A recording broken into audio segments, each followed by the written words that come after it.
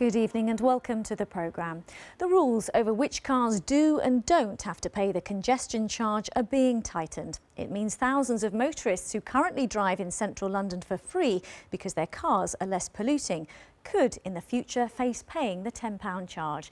But they'll be given a 3-year sunset period before they lose the exemption. And critics say that's not enough to tackle poor air quality. Our transport correspondent Tom Edwards is on the border of the congestion zone for us this evening. Tom. Yeah, the problem with the congestion charge, it has been overtaken a little bit by engine technology. And that means more and more cars are going into the zone without paying.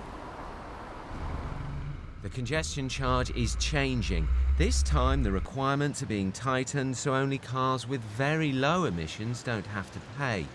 At the moment that means plug-in electric vehicles and some electric hybrids. If you're going to have a discount scheme to incentivise the uptake of the cleanest vehicles, one of the things you've got to do is keep up with the times. So as technology develops and vehicles become cleaner, periodically you've got to move to tighten those standards.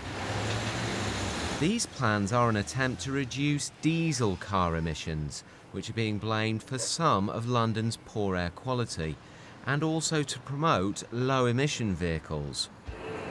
No surprise, Nissan chose today to launch its latest UK-made electric vehicle. They hope the changes will help sales. Electric vehicles are exempt from road tax.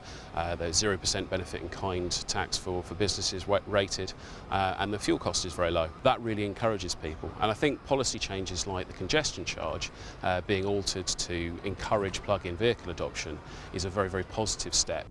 The thing about the congestion charge is it keeps having to change to keep pace with the changing technology in cars like this one. This is an electric vehicle. So which cars are exempt from the congestion charge now and which aren't?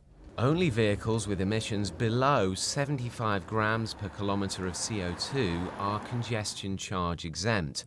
That means cars like the Nissan Leaf, the Renault Fluence and the Peugeot Ion. Cars that used to be free and you'll now have to pay the congestion charge for include the Toyota Prius, the Fiat 500 and the Ford Fiesta Econetic.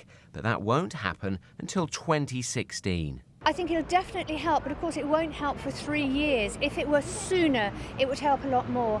But there are other measures the Mayor's got to think about as well. Reducing traffic is the quickest and easiest way to improve air pollution.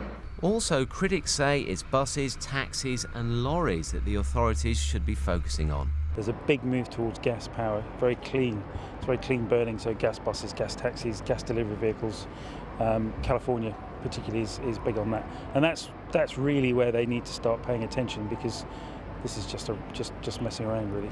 Transport for London says the changes are part of a number of measures to try and tackle poor air quality. But campaigners say success has so far been limited. And other cities with similar pollution problems are watching closely. Yeah, and a couple of other minor changes to the scheme recently. You won't be able to pay for it in shops like newsagents, and also the fine for non-payment goes up from £120 to £130. Tom, thank you. Our transport correspondent Tom Edwards there.